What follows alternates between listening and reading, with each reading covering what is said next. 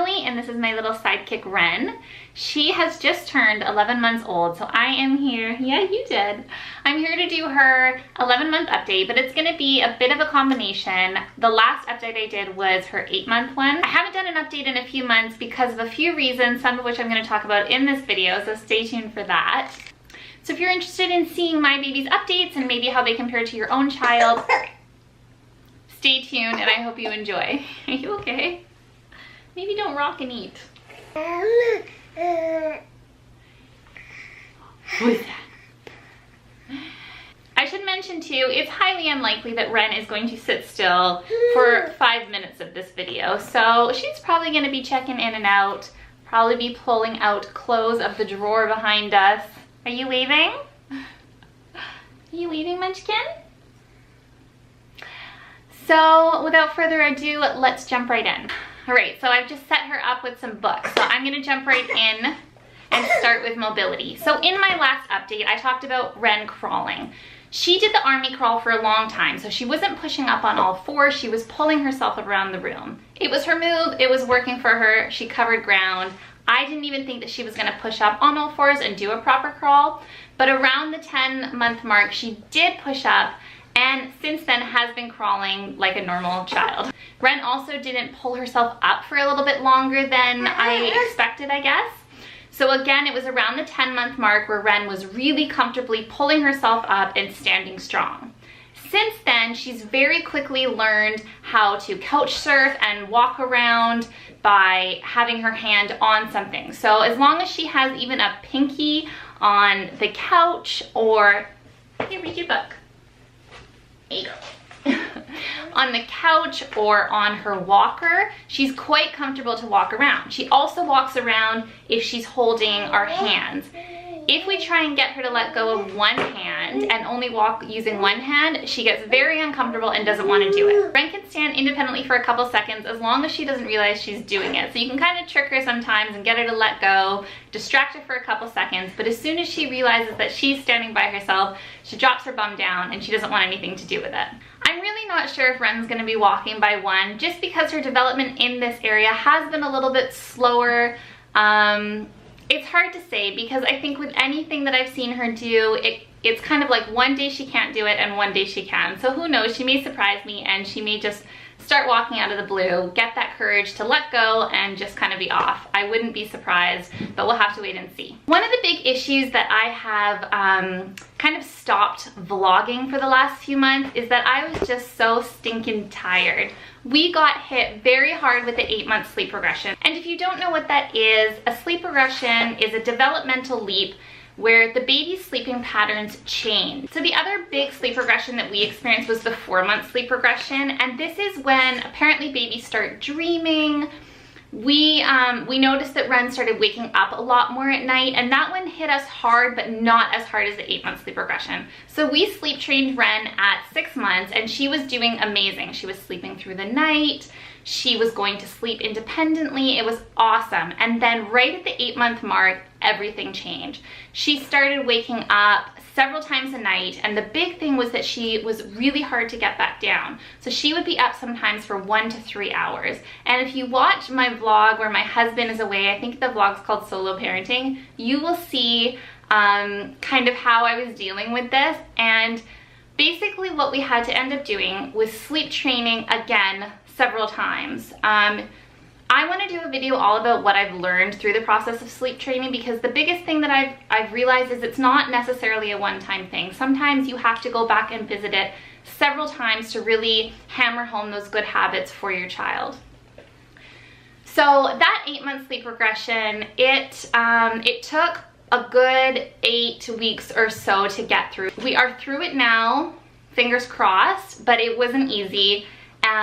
Wren's sleeping habits have massively improved in the last little bit, and we did actually sleep train her probably for like the 3rd or 4th time recently, and since then she has been sleeping through the night, maybe waking up once, but having really long, like 8, 9, 10 stretches. Here, Munchkin. There you go.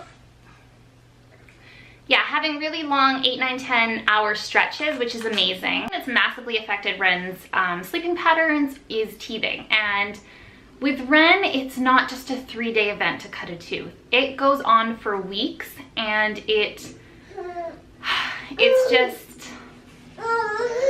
process. You know, when she's in a lot of pain and she's really irritable, we get frustrated because we are not able to comfort her in the way that we want. So we've tried a few different things. Obviously, we've tried baby Tylenol, and I feel like baby Tylenol used to help her sleep more so than it does now. So I didn't want to get in the habit of constantly giving her Tylenol. Something we've been trying lately, which seems to be working and providing relief for her, are these Camilla homeopathic medicine. These here.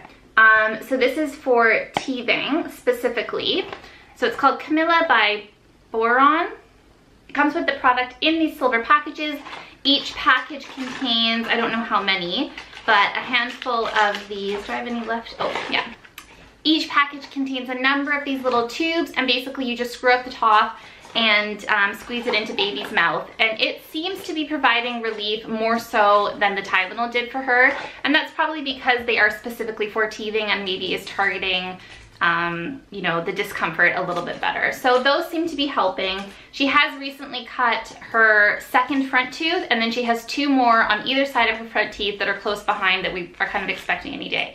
So with the 8-month sleep regression and the teething, honestly, the 8 to 10 month mark was just a hot mess, and I'm glad to be on the other side of it. Obviously, we have many more teeth to go, but at least her sleeping habits are better and hopefully give her more energy to cope with the discomfort that comes with teething during the day. So I am still nursing Wren. Most days it's between 3 or 4 times a day, and usually once at night unless she wakes up. Wren's favorite foods are banana, avocado, pasta. She likes peanut butter on toast.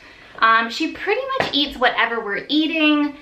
I tend to not really prepare any separate foods for her anymore, so I'm not making baby purees or anything like that. Sometimes I do make her own kind of vegetable dish. It's knocking the tripod. Sweetie, can we come over here? Come here, come see Mama. Can I come up here? Yeah, sometimes I do make her own vegetable dishes or things like that. I also make her toddler muffins, which are really easy for her to pick at, but generally she eats what we eat, and that seems to be going well. She will feed herself, and sometimes I feed her, so we do a combination, I guess, of baby-led weaning and us feeding her. She's addicted to those puree pouches. I'm trying to phase her out of them, but she does still get them every now and then. And then the other thing is, I did try to have Wren take formula a couple months ago, but she just wanted nothing to do with it, which is fair enough. So she didn't take formula, but she does have a cup of goat's milk every day. So we're giving her Homo goat's milk 1 to 2 times a day, and then I'm nursing her 3 to 4 times over a period of 24 hours, and obviously she's eating 3 meals on top of that. So she's definitely getting lots of food and lots of calories. And I think when she starts walking, she may want to have more milk, and I'll probably just naturally give her more milk as I phase the weaning, or as I phase nursing out. So yeah, again, that's just something that we're gonna kind of see how it goes and try to do as naturally and slowly as possible. Another couple miscellaneous things that have changed with Wren lately is we have recently transitioned her to her big girl car seat. I don't know why I called it a big girl car seat, but she's out of the infant seat and into the, what is it called? Like the transitional seat. That the next step would be the booster. So we went with the Graco Forever car seat. We bought this during the baby's Black Fun Days, which was like their version of Black Friday, and it was $150 off. I read a bunch of reviews, and it was listed as the #1 car seat for 2017 in Canada. So it just seems like a great option. She's crawling under the crib. Wren, and she's gone. Un momento. Come on.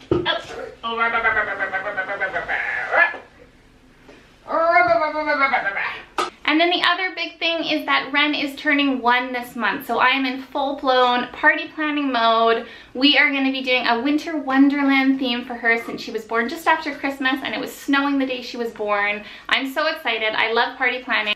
I used to think that the only reason I wanted children was to put on their birthday parties, so I'm excited. I Activities that Wren really enjoys. She loves reading books right now, and by reading I mean flipping through the pages. She likes hardcover pages as well as soft ones. Honestly, I think they provide a different tactile experience for her. So that's it for Wren's 9, 10, and 11 month update. I hope you enjoyed it, thought it was interesting, and maybe you see some parallels between your own kids. If you liked this video, please give it a thumbs up and subscribe to my channel. I would very much appreciate it. And have a great day. Thanks so much.